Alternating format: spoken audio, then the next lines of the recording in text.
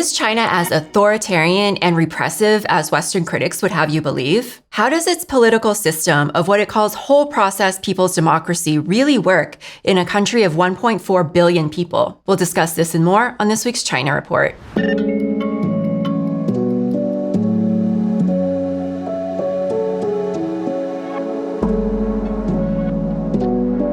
Welcome to the China Report. Every week, we'll be helping you sort through all the propaganda with an independent view of the country that we're taught to hate, but know so little about. I'm your host, Amanda Yee. But before we begin, just a reminder that Giving Tuesday is this December 2nd. We have no corporate sponsors. We just have you. If you value our unflinching reporting, please contribute and see if your employer will match your donation. Help us keep going. Donate at breakthroughnews.org/donate. Now on to this week's headlines. A Chinese humanoid robot has set a new Guinness World Record for distance traveled. From November 10th to November 13th, the Android A2 developed by Shanghai-based Agibot trekked 106 kilometers or 66 miles from Suzhou all the way to the Bund in Shanghai. The achievement, verified by Guinness World Records as the longest journey walked by a humanoid robot, serves as a significant stress test for the durability and energy management systems required for the commercial labor market. Powered by Agibot's rapid hot swap battery system, the robot remained active for the entire journey, according to China Daily. The route required the bipedal robot to navigate a variety of surface topographies that typically plague robotic balance algorithms, including asphalt roadways, slippery tiled pavements, and tactile paving designed for the visually impaired. A significant portion of the trek was also conducted overnight. Agibot executives noted that the robot remained in good condition after the journey, with visible wear only seen on the rubber layer of its foot soles. Commercial deployments of the robot are already underway, according to the company. The diplomatic row between China and Japan has now reached the United Nations. China's permanent representative to the UN, Fu Kong, sent a letter to Secretary General Antonio Guterres on Friday vowing, quote, "If Japan dares to intervene militarily in the Taiwan Strait situation, it will constitute an act of aggression. China will resolutely exercise its right of self-defense under the UN Charter and international law, safeguarding its national sovereignty and territorial integrity," unquote. Japanese Prime Minister Sanae Takaichi earlier this month became the first sitting Japanese leader to publicly link a Taiwan Strait crisis with the possible deployment of Japanese troops. Under the One China principle, Taiwan is considered part of China, and any move toward external interference is a red line for Beijing in diplomatic relations. Takaichi refused to retract her remarks in spite of Beijing's demands. The Japanese Prime Minister's comments over Taiwan could spell disaster for the country's tourism industry. According to Chinese media, as many as 500,000 Chinese citizens canceled their trips to Japan after Beijing advised to avoid traveling to the country following Takaichi's remarks. According to China Trading Desk, around 30% of the 1.44 million trips to Japan from China planned through the end of December have been canceled, while new bookings have not materialized. Experts predict that the country could lose out as much as $1.2 billion in visitor spending. Some travelers have opted to reroute their travel plans, with Singapore and South Korea now seeing new bookings increase by as much as 15% over the last few days. Thailand, Vietnam, and Malaysia are also seeing an increase. So far, cancellations have been contained to the final weeks of this year, with January bookings remaining stable. But if the diplomatic row continues into the new year and Chinese visitors decide to stay away through 2026, the cumulative hit could reach as high as $9 billion. China is opening up draft regulations on data protection to public consultation. On Saturday, the Cyberspace Administration of China and the Ministry of Public Security released its draft regulations on personal information protection for large platforms to solicit public opinions. The regulations propose that personal information collected and generated in China should be stored domestically. If information is transferred abroad, platforms should comply with national data export security regulations. The draft also stipulates that personal information must be stored in data centers that are located in China and meet national security standards, and that online platform service providers must offer convenient methods and channels for individuals to access, correct, supplement, and delete their personal information, as well as to delete their accounts. In cases where platforms show serious deficiencies in personal information protection, such as repeated violations or significant data breaches affecting large numbers of users, authorities may mandate compliance audits and risk assessments by third-party professional organizations. The public is invited to submit feedback through various channels, and complaints about violations can be reported to authorities, who are required to respond within 15 working days. This type of popular consultation is a key part of China's whole process, people's democracy. Well, so much of the Western framing around China is just fear-mongering over its political system. China's a one-party state. It's ruled by the authoritarian, repressive Communist Party that keeps a tight grip over its citizens. But if that's the case, how is it that, according to a Harvard study, over 90% of Chinese citizens reported that they were satisfied with the central government? What is China's political system really like? And could it be possible that it's more democratic than the US? To discuss this, we are happy to have on Paweł Wargan. Pawel is an activist, researcher, and organizer. He serves as a political coordinator at the Progressive International. Pawel, welcome to the China Report. Great to be here with you. Thanks for inviting me. Well, thanks for coming on. I wanted to invite you on the show today because you and Jason Hickel recently co-wrote a really interesting article about China's whole process, people's democracy. It's really the first report in English that really captures what the political system in China is really like.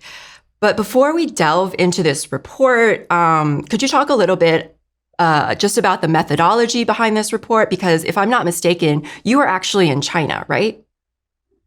Yeah, that's right. So there are basically two motivators for this report. The first was the study that you mentioned, and in fact, that was one of a number of studies which had quite remarkable results, showing, how Chinese people view their own political system and how they view their political system in comparison with countries in the West.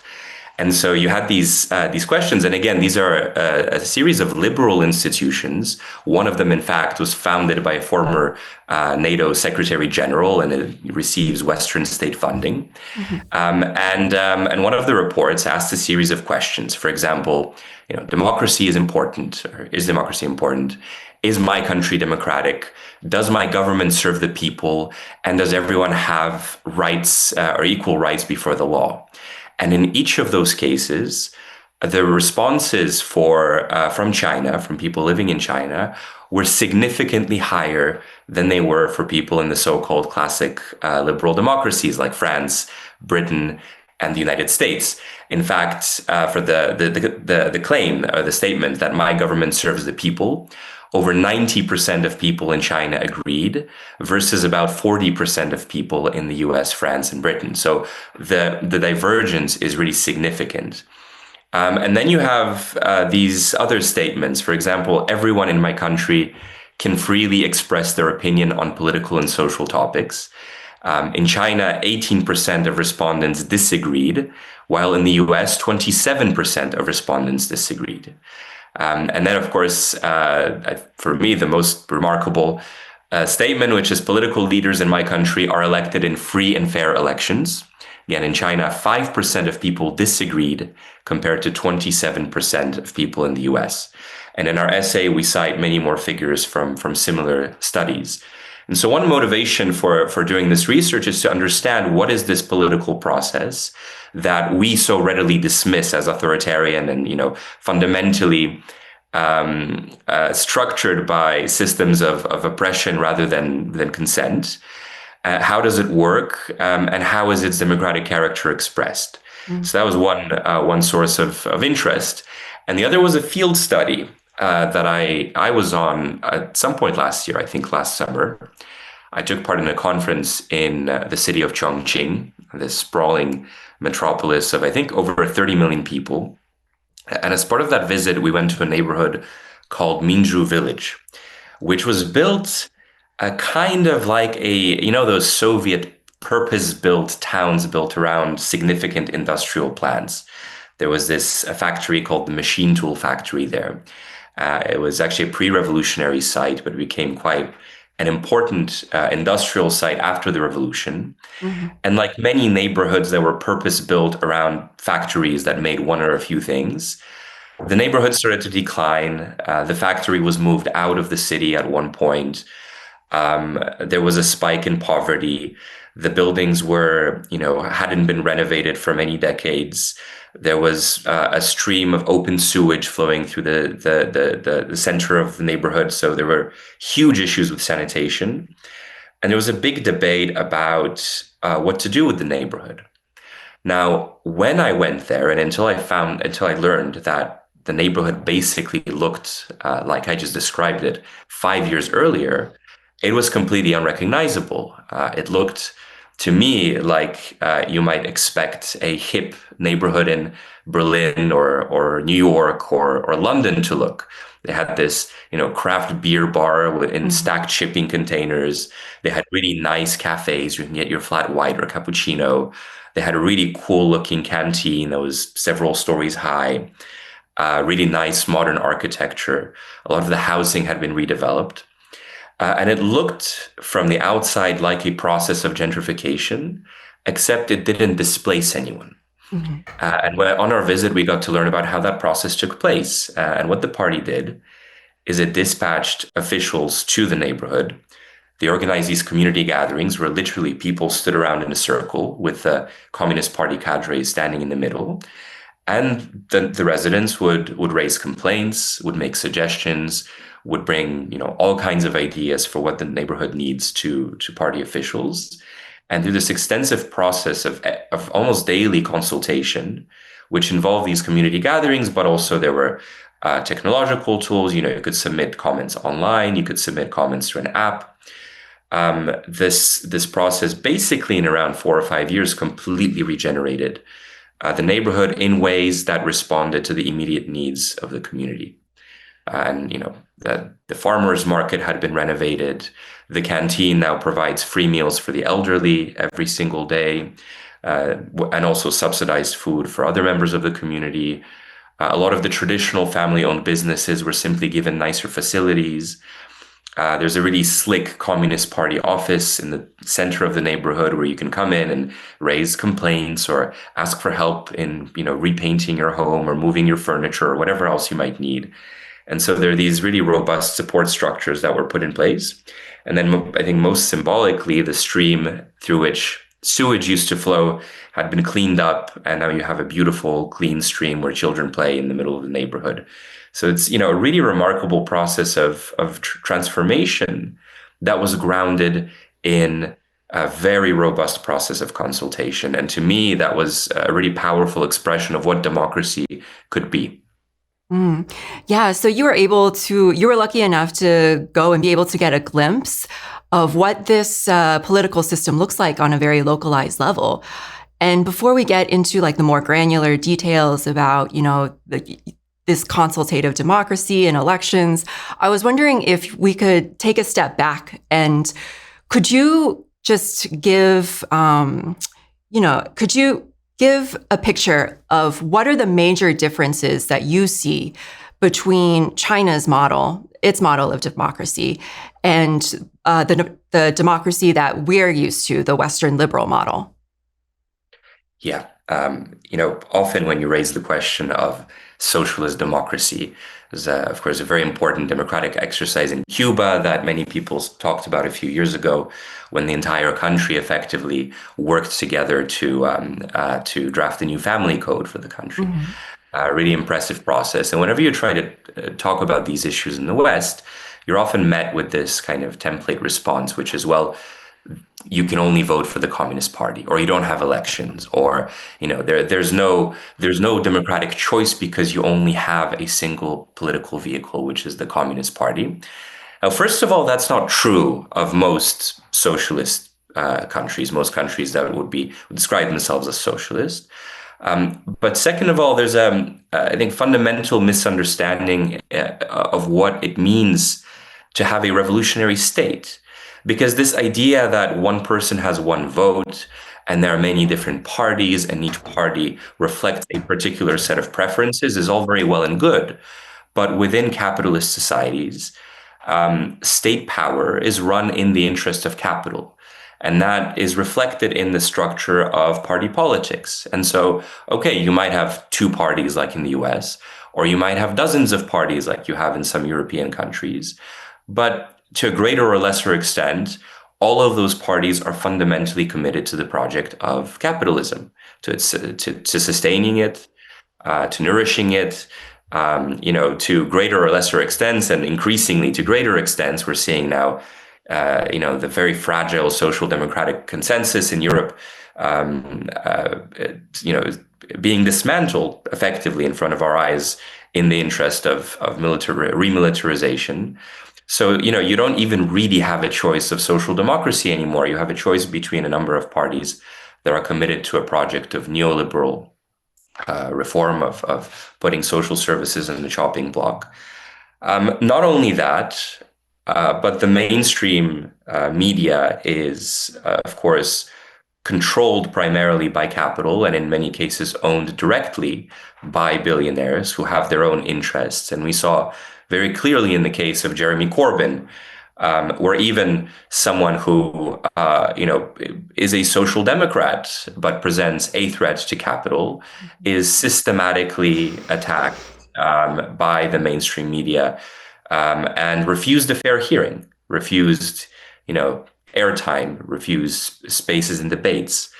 And so you have within capitalist societies a system that is deeply distorted by the interests of capital, and where any time any alternative, systemic alternative has emerged in the form of, militant trade unions, communist parties, revolutionary groups, these groups have been very severely repressed, and in many cases saw their leadership assassinated, imprisoned, and so on.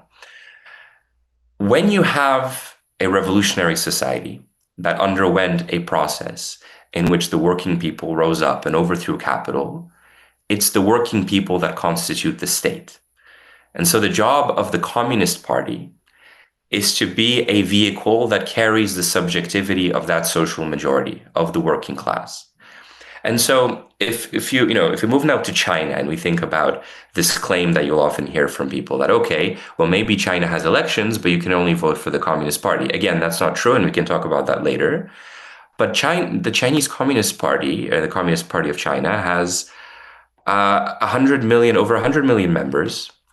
There are about 70 million members of the Young Communist League, of the Youth League, which means that almost every family has a member or someone that is a member of the Communist Party, which means that when you're voting for people, you're voting for your neighbor.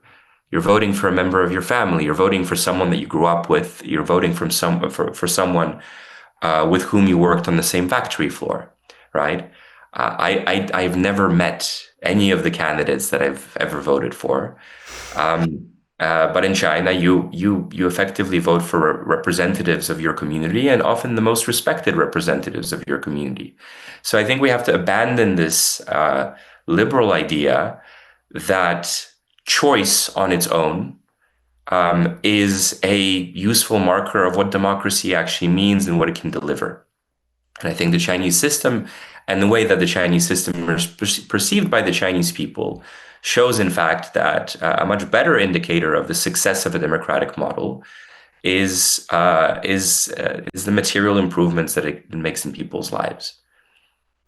Well, you say, so China considers itself what it calls a whole process people's democracy, which I believe was coined by Xi Jinping a few years ago. And you say in this report that whole process people's democracy integrates two major democratic models, consultative democracy and electoral democracy.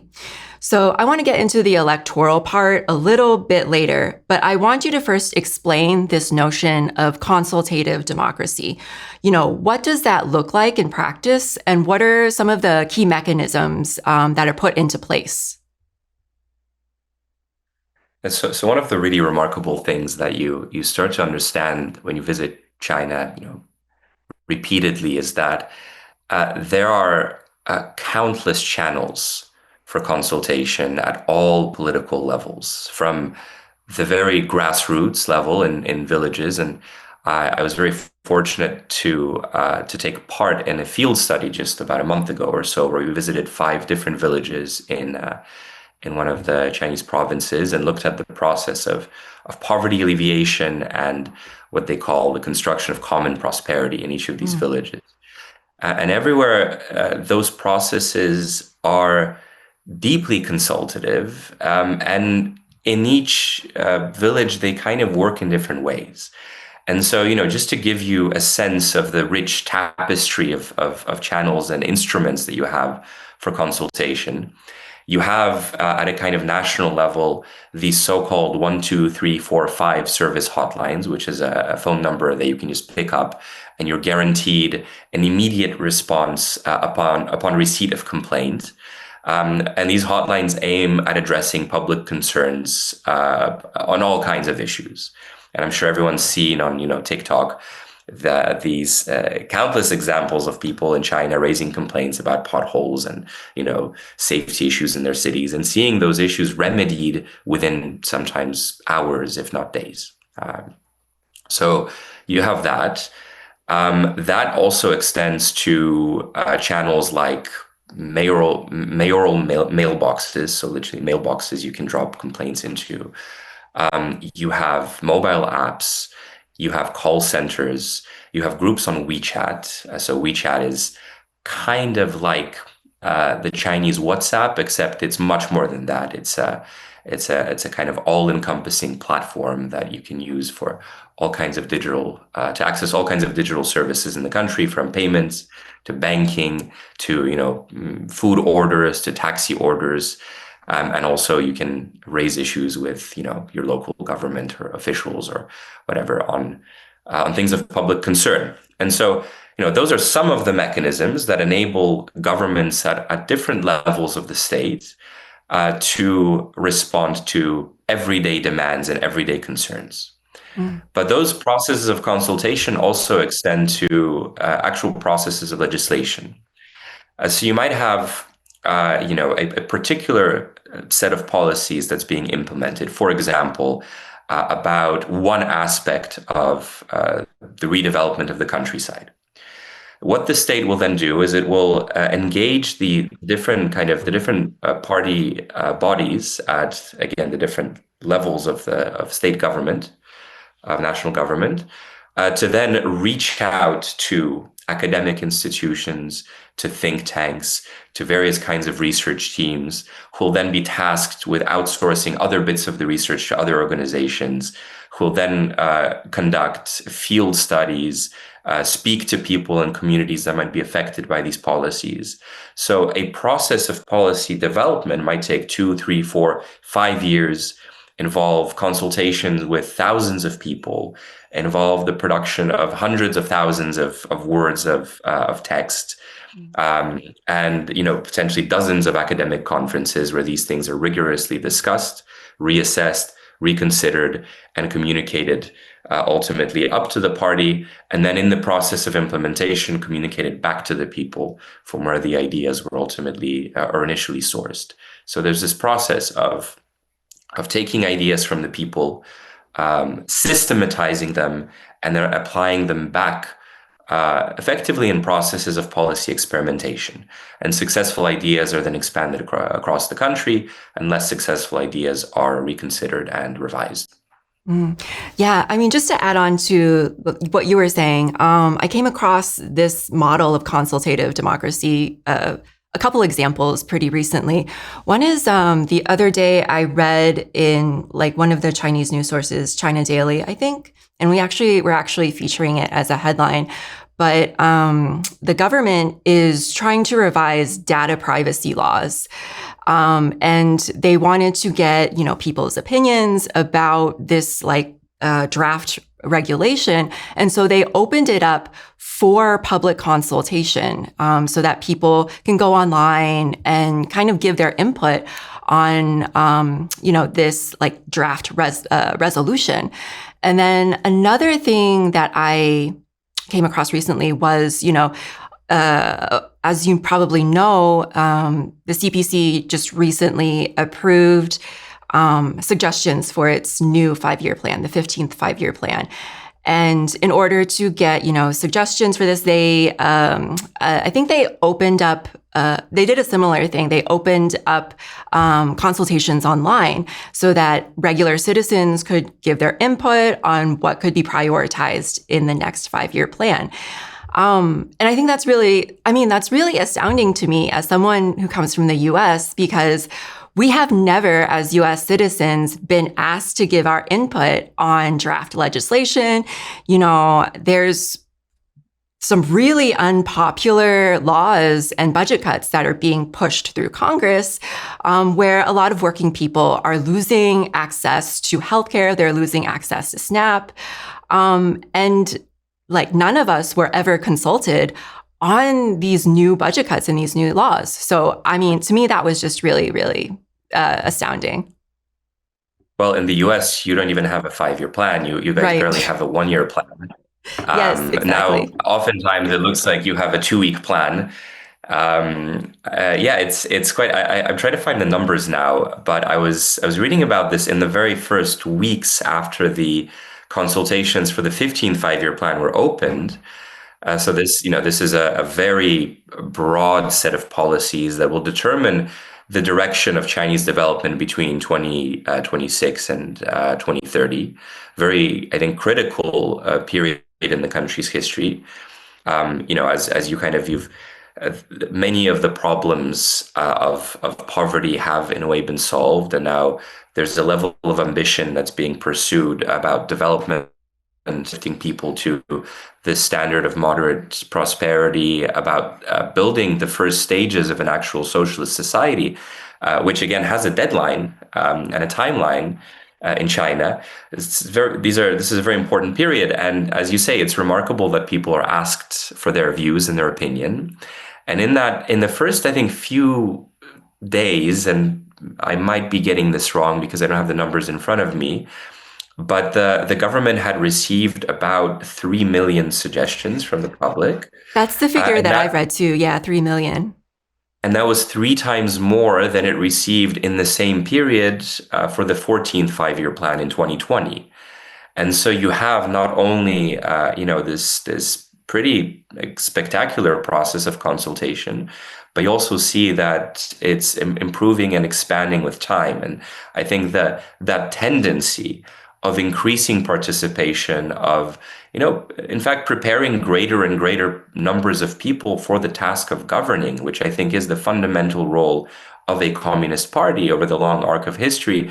You see that tendency in motion as more and more people vote every election cycle, as more and more people engage in these consultative processes, and as more and more people express confidence in the integrity of the democratic system in the country.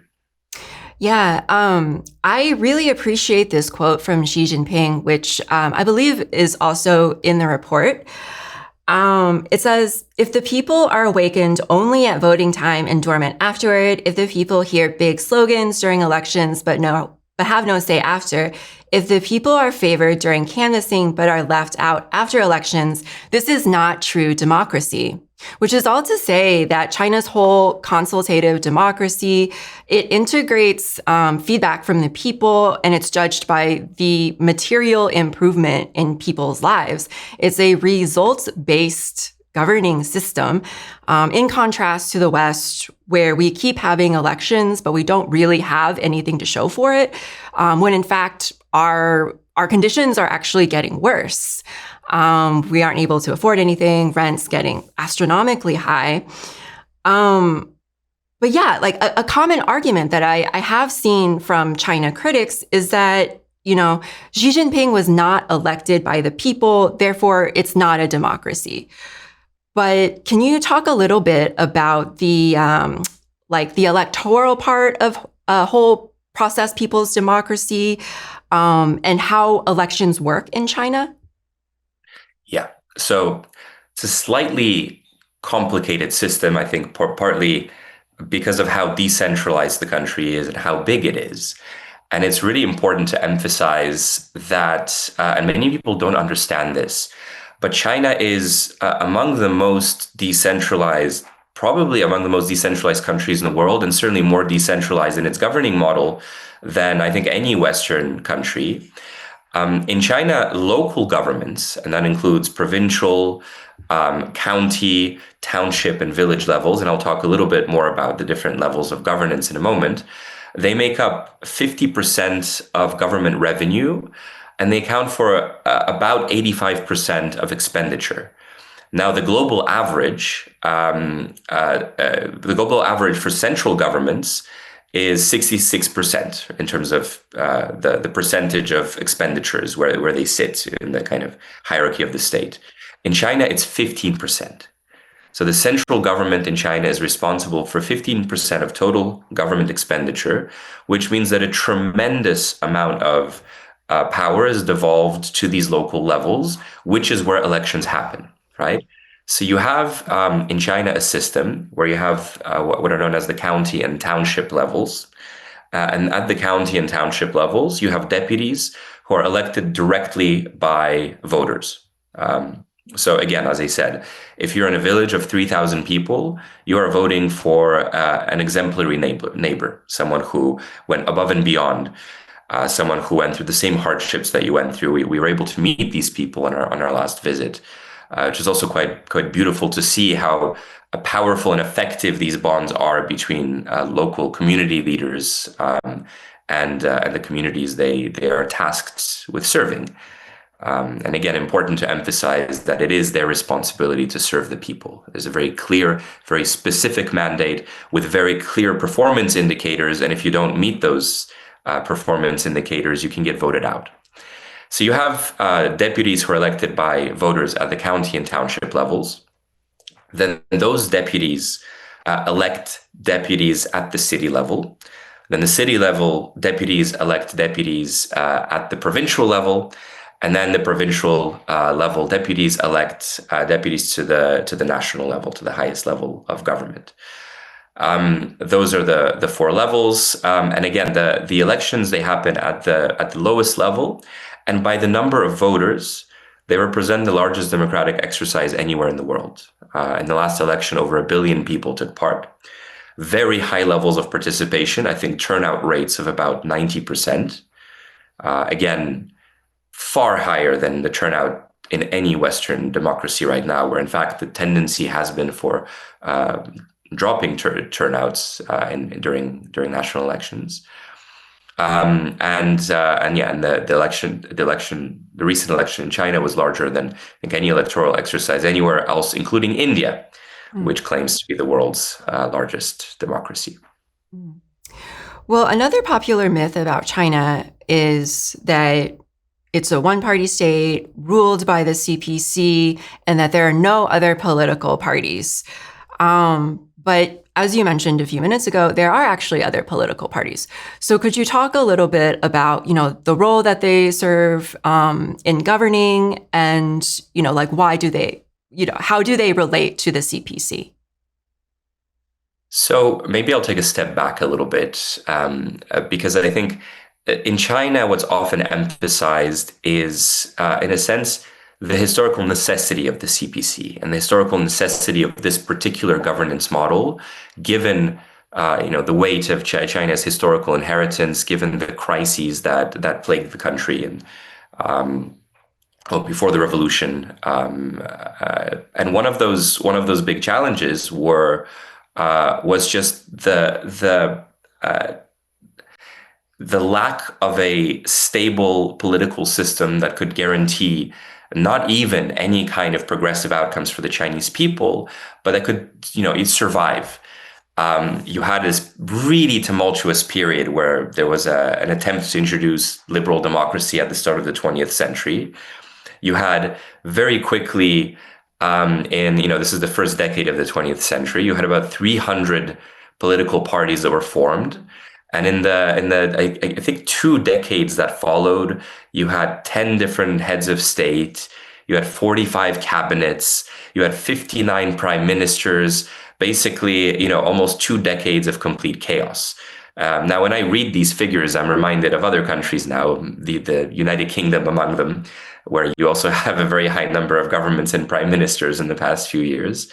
But this was a deeply chaotic process that eventually yielded to one-party dictatorship under Chiang Kai-shek, which was a period that delivered, war, ultimately a war that they lost, and a cataclysmic economic crisis that was really devastating for the country. And so when the CPC came to power, the system that was created, the system that emerged, was one that sought to develop not a competitive relationship between political parties, but a cooperative one. And so in the period, in the revolutionary period, in the kind of decades around before and during the revolution, you had a number of parties that emerged, which continue to exist. They're known as the 8 democratic parties. They're much smaller than the Communist Party of China. But their function isn't to compete against the Communist Party, but to operate as a vehicle for different segments of society to also, have a hearing in the political process. So they're basically channels for different groups within society to participate in governance. For example, in the processes of consultation that I described, in carrying out research for certain policy areas, and providing these alternative voices in the political process. And all of those parties have representation at the different levels of governance that we talked about. I guess one question before I let you go, how would you respond to people who may take a look, like people in the West who may take a look at China's system and say that, no, China is not socialist. It's made too many concessions to capital. Having written this report and you having been to China and actually talked to some people in these villages, how would you respond to that, very common critique? Yeah, one of the big challenges, I think, for people in the West, and I often say to Chinese friends and colleagues that it's impossible to overstate the extent to which people in the West really know nothing about China. Very, very basic understanding of the political process. But it's also quite difficult given the lack of published data published information, published writing on these things in the West in English. Until really a couple of years ago, things have gotten a lot better, but it remains difficult to get details on some of the kind of finer points of Chinese policymaking. One of the things that really struck me beyond the case study that I already mentioned was on this last trip that I went on. We visited 5 villages in Henan province that had also until very recently been relatively poor, some more than others. In fact, one of the villages had basically no functioning electricity until the 2000s, and had no paved roads, and of course no internet, no telephone connectivity. Now that particular village was as developed as any I had seen in the wealthiest parts of Western Europe. Really remarkable transformation. But what struck me was that the way those transformations happened, and the way those transformations happened, guaranteed that those changes and those improvements in people's lives are not the result of state handouts, but they're sustainable and they're kind of self-reproducing. And so in this one particular village, what the party helped the local community to do is to set up a village cooperative where every resident of the village has one share in the cooperative. The cooperative then set up 3 businesses to deal with different things that are done in the village. One dealt with a particular kind of production that, for export. Another dealt with developing the local tourism industry by building hotels. And another one dealt with managing the village infrastructure.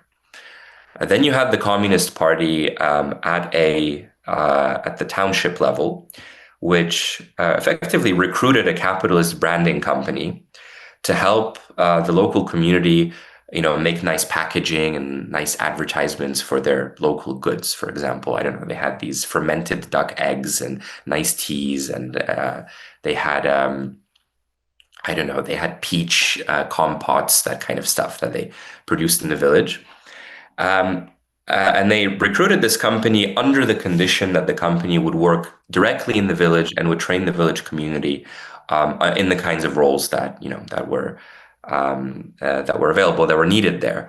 And so you effectively have a situation where a community of people who are subsistence farmers, and still to some extent are now shareholders in 3 corporations that they democratically manage, have access to a more or less corporate job without having to leave their village, which is reasonably well paid, and have the support of private capital, which is directed by the party to serve their interests and not the other way around.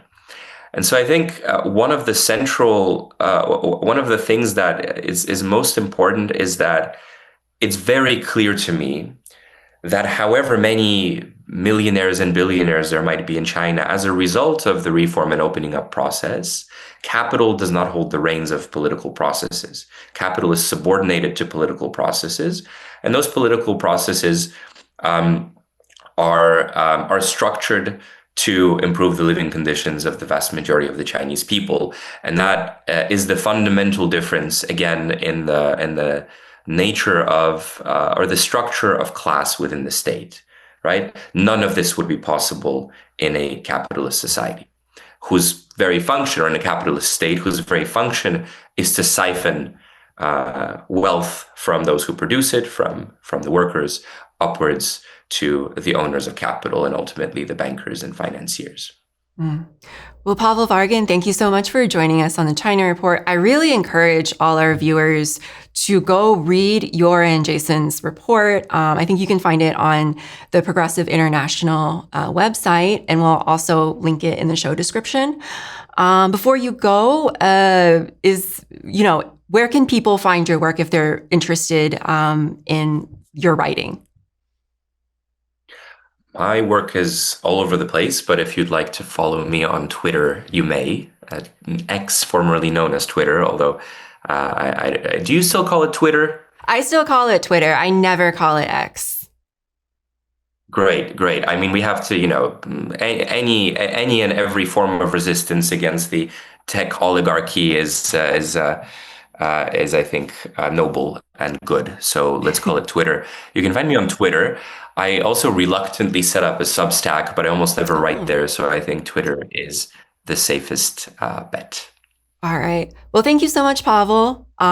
You should come back again sometime soon. We'd love to have you. Would love to. Great pleasure to be on. Thanks so much for inviting me. Thank you. Bingwan is the Chinese acrobatic art of balancing and flipping a stack of bowls on your head. And as you'll see in this clip, this teenager from Wuhan carries forward this centuries-old art form. And even though his first try isn't quite successful, he nails it on the second, demonstrating that practice makes perfect. Before we go, though, I just want to remind you again that Giving Tuesday is coming up on December 2nd. We here at the China Report are dedicated to cutting through all the propaganda of corporate media. And corporate media is funded by billionaires, but we're funded by you. This Giving Tuesday, we're asking you to invest in a weapon for people's journalism. And your support isn't charity, it's solidarity. It keeps our lights on and our mics live, and your employer might even match your donation. So help us shatter their narrative. Visit breakthroughnews.org/donate. Every dollar fuels our fight for the truth. We'll see you next week.